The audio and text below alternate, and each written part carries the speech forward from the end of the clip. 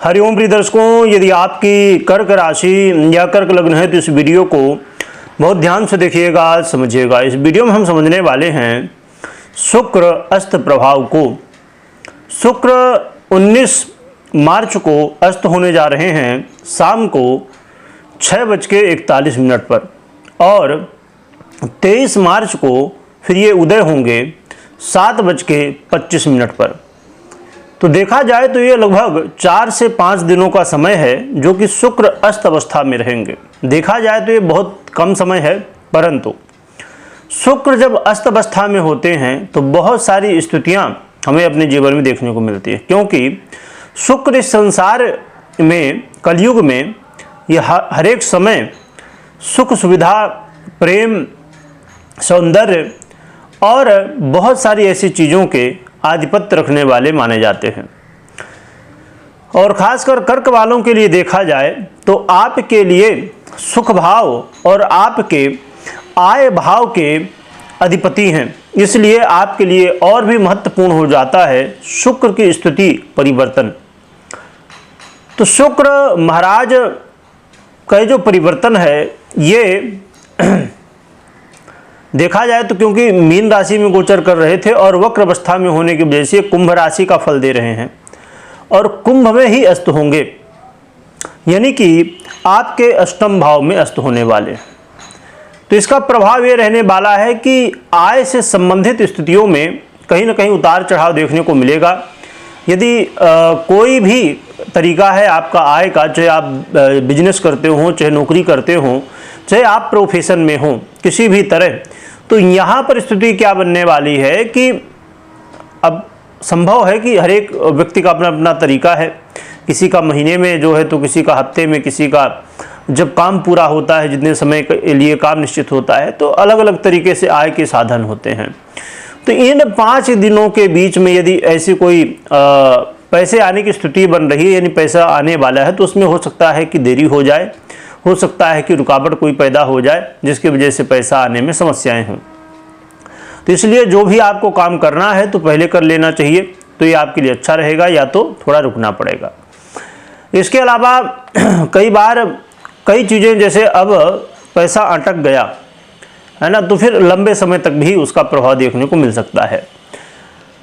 इसके अलावा आपको अपने जीवन में इस समय थोड़ा सा उदासीनता महसूस होगी, क्योंकि इस समय सुखों में कमी होगी और सुखों में कमी होने की वजह से जो तो उदासीनता जीवन में देखने को मिलती है। लग्जरी बहुत सारे लोग अपना जीवन बिताने लगे हैं। एक संभव आज का ऐसा युग ही है कि लोगों के अंदर इस चीज़ का बहुत प्रभाव है।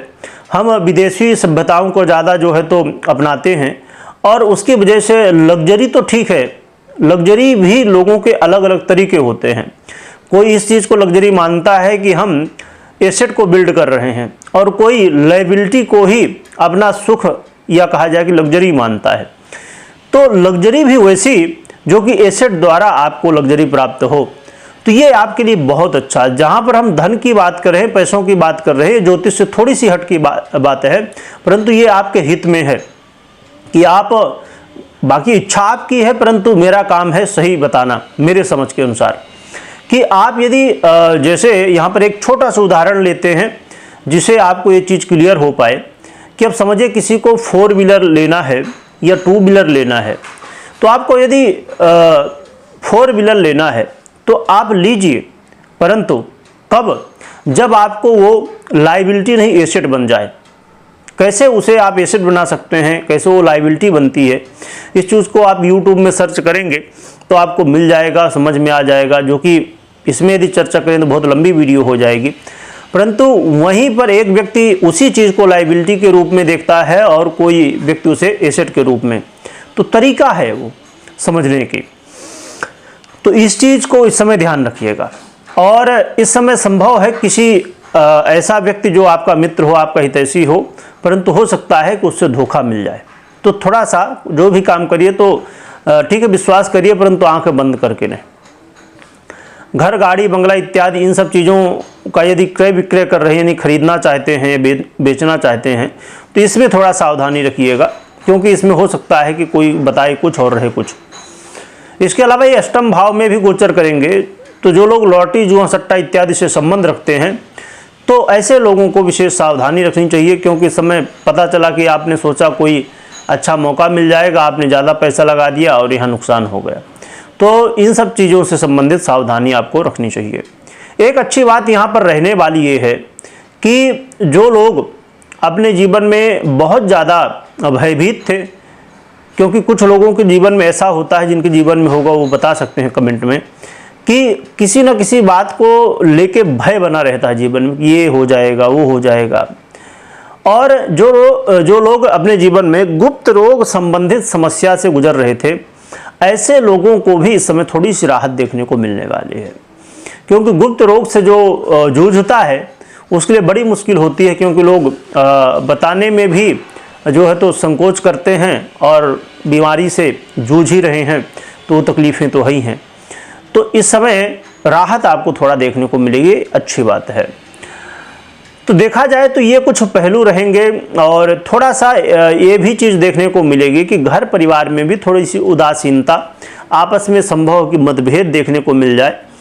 तो इन चीज़ों से संबंधित, और दाम्पत्य जीवन में भी इसका इफेक्ट पड़ेगा, और लव लाइफ में बहुत ज़्यादा तो नहीं पड़ने वाला, पर फिर भी शुक्र प्रेम के कारक हैं, थोड़ा सा सजग रहना चाहिए, और दाम्पत्य जीवन को लेकर विशेष रूप से सजग रहना चाहिए। तो इन सब क्षेत्रों से संबंधित चीज़ों में कमी देखने को मिलेगी, ना कि उसमें डरने की आवश्यकता है, ना भयभीत होने की आवश्यकता है इनमें, क्योंकि शुक्र अस्त अवस्था में होंगे, इनका बल क्षीण होगा, इसकी वजह से थोड़ा सा कमी देखने को मिलने वाली है। जहाँ की शुक्र बहुत अच्छे प्रभाव दे रहे थे, वहाँ पर कमी आ जाएगी। अब रही बात कि क्या उपाय करना चाहिए जिससे हमें अच्छे परिणाम मिल सके, उससे पहले मैं बता दूं उपाय से पहले कि आपको कोई भी निर्णय लेना है कभी भी, तो मात्र गोचर के आधार पर मत लीजिए। ये जो प्रभाव आपने सुना है गोचर के आधार पर है, और आपको पर्सनल जन्म कुंडली का विश्लेषण करवाना चाहिए, या तो खुद करना चाहिए, इसके बाद ही निर्णय लेना चाहिए।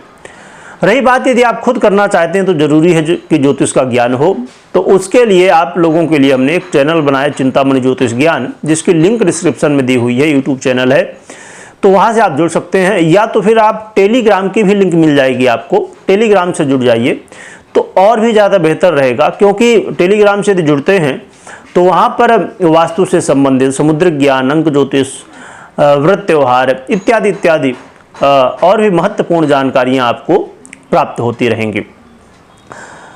तो ये कुछ स्थिति है। अब हम उपाय की बात कर लेते हैं। तो उपाय की बात करें तो यहाँ पर आप जो है तो नित्य प्रति भगवान शिव को जल चढ़ाइए, भगवान शिव की आराधना करिए, इससे आपको और भी अच्छे परिणाम देखने को मिलेंगे और अपने जीवन में आप उन्नति प्रगति कर सकेंगे। एक बात यहाँ पर मैं लास्ट में और भी बता दूं, रही बात कि कुछ लोग इस बात से बहुत चिंतित हो जाते हैं कि अब जैसे हमने शुक्र की बात की, ये इनके प्रभाव में कमी आ रही है, तो कुछ लोग चिंतित हो जाते हैं कि अरे बहुत बुरा होने वाला। नहीं प्रिय दर्शकों, वहीं यही शुक्र हैं जो कि बहुत अच्छा फल दे रहे थे। संभव है कि कोई ग्रह और भी, क्योंकि इनके अलावा तो और ग्रह हैं, वो अच्छा फल भी दे रहे हों, तो इस चीज़ का हमेशा ध्यान रखिएगा। वीडियो देखने के लिए बहुत बहुत धन्यवाद।